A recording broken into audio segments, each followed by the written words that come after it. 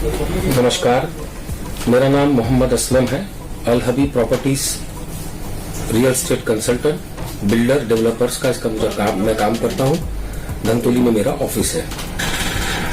Corona एक बहुत बड़ा काल बनकर के हमारी जिंदगी में प्रवेश किया मार्च 2020 से।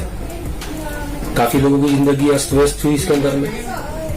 जहां तक आपने अभी मुझसे पूछा कि प्रॉपर्टी फील्ड के अंदर में इसका क्या असर आया या क्या प्रॉपर्टी के मामले में क्या लोग अब सोचते हैं। प्रॉपर्टी एक ऐसा सब्जेक्ट होता है जो लोगों की खुशहाली के वक्त में या जब वो फुर्सत के वक्त में है, अत्यंत जरूरतमंद कस्टमर सिर्फ वो आ रहे हैं और उनमें भी ज्यादातर लोगों की धारणा कुछ इस तरीके से कन्वर्ट हो चुकी है कि भाई कोरोना आया है, ये प्रॉपर्टी मुझे खरीदनी है तो जरूर सामने वाला बेच रहा है तो ये बेचारे कोरोना के अंदर में बर्बाद हो गया। ज्यादातर लोगों की धारणा इस तरीके की बन चुकी है प्रॉपर्टी फील्ड में। मैक्सिमम कस्टमर्स जो फ्लो कस्टमरों का जो आ रहा है, घर में बैठे बैठे टाइम पास करना है तो कुछ कस्टमर उस तरीके के निकलते हैं, वो आते हैं।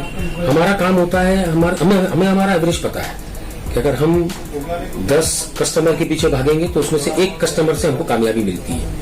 तो हमको तो हमारी मेहनत करनी है, लेकिन अगर वास्तविकता बहुत जमीन की बात करो तो टाइम पास कस्टमर अभी प्रॉपर्टी के ज्यादा आ रहे हैं। सरकार ने बहुत अच्छी नीतियां लाई, भाई अपना फंड बढ़ाने का नीति से बोल लो या जो भी नीति से बोलो कि भाई ये जो बैक पैच है इसके अंदर में पब्लिक को अगर कुछ हम अच्छे अट्रैक्शन देंगे, जैसा कि उन्होंने स्टैम्प ड्यूटी वगैरह कम की, अभी 3% कर दी, जनवरी महीने से मार्च महीने तक 4% कर दी है। बावजूद इसका कुछ खास असर एज अ रोज सुबह से लेकर शाम तक प्रॉपर्टी करने वाला हूं मैं और जनरल काम करता हूं, ऐसा नहीं, रेंटल भी करते हैं, ब्रोकरेज भी करते हैं, आउटराइट सेल परचेस का भी काम करते हैं, खुद इन्वेस्टमेंट भी कर रखा है, खुद को किराया भी आता है। हर तरीके से हमने आजमा के देखा कि टाइम पास प्रॉपर्टी के अंदर में ज्यादा हो रहा है, ना कि कोई सीरियस डील्स ना सीरियस अफेयर हो रही है।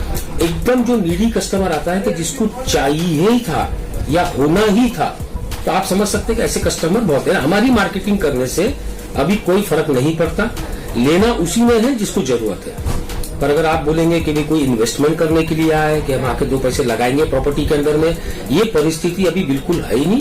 और अगर लोग नहीं कर रहे तो उसमें कोई अचरज की बात भी नहीं। क्यों कि भैया ये जो काल जिस प्रकार का भी गुजर रहा है, इसमें सबसे बड़ा एसेट है आपके घर में पड़ा हुआ आपका खुद का धन।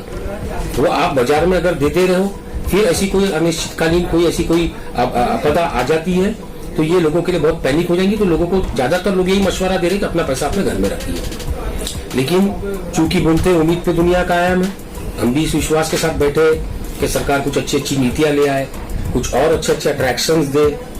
रेट तो बट नेचुरल में कम हो चुके हैं, तो इससे शायद हो सकता है कि आने वाले वक्त में कुछ अच्छा सुधार आएगा। और नागपुर शहर इस चीज का कभी मोहताज रहा नहीं। नागपुर शहर में हमेशा, मैं अपनी बात करता हूँ, मैंने इस कोरोना काल के अंदर में भी मैंने काफी सारी डीलिंग्स की है। खास करके रेंटल डील थोड़ी ज्यादा हुई है बनिस्बत आउटराइट के। रेंटल अभी आदमी सोचता है कि खरीदने की बजाय भी किराए पे ले लो, जब समय अच्छा आ जाएगा तब परचेस कर लेंगे। इसलिए खरीदारी बाजार के अंदर में, सेल परचेस के अंदर में इतनी ज्यादा तेजी तो नहीं बोलूंगा, मगर रेंटल काफी स्टेबल है अभी भी। और जो मैंने अभी थोड़ी देर पहले आपसे कहा था कि भी ये वक्त ऐसा है कि जिस वक्त अभी मुझे नहीं लगता कि और आने वाले कुछ 2-4 महीने में कोई विशेष उछाल की इसके अंदर में कहीं कोई सिचुएशन नजर आ रही है। उनकी खासियत है भाई, हम लोग बहुत जल्दी बदली हुई परिस्थिति को अपना लेते हैं, जो कि बहुत अच्छी चीज है। आप देखिएगा, आपने भी देखा होगा कई दिनों में कि नोटबंदी आई, लोगों ने बहुत आकार मचाया और 6 महीने बाद वो कहीं नहीं दिखा। कोरोना आया, खूब ढिंगाने मचे, एकदम लोगों ने एहतियात करना चालू कर दिया, घर के बाहर निकलना छोड़ दिया। अब जब निकलना चालू किया तो धीरे धीरे इतने यूज्ड टू हो गए कि बाजू से भी कोरोना का पेशेंट गुजर रहा कोई बता देगा तो अब आज के तारीख में उनको फर्क। तो हम बहुत इस मामले में बनिस्बत दूसरे कंट्रीज से हमारा हिंदुस्तान इस मामले में विपरीत परिस्थितियों को, तकलीफों को, समस्या वाले वक्त को अपनाने के लिए बहुत जल्दी सक्षम हो जाता है, बहुत जल्दी आदी हो जाता है उस चीज का। ये अच्छी चीज है, मैं तो बोलूंगा। बस यही हमारी भगवान से प्रार्थना है, अल्लाह ताला से दुआ है कि जल्द से जल्द हम इसमें से निकले, ताकि आने वाला वक्त जो हमारा ईद मिलादुन नबी का आ रहा है और हमारे सब हिंदू भाइयों का बहुत बड़ा पर्व जिसको बोलेंगे अभी दशहरा गुजर चुका और आने वाले समय में दिवाली आने वाली है।